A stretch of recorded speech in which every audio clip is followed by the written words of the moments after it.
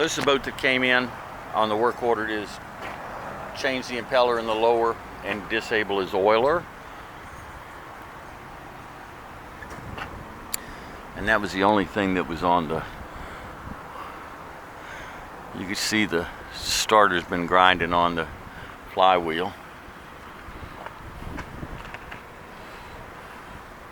But that's not the reason we're doing this video. I'm not sure how well that's gonna show up underneath there. But you can see the melted strands of plastic right there. They're hanging down, look like cobwebs. That's from the stuff melting inside of there in broken parts. We hadn't even turned it over, done anything. Just did the initial look over to make sure we knew what was going on with this motor. So,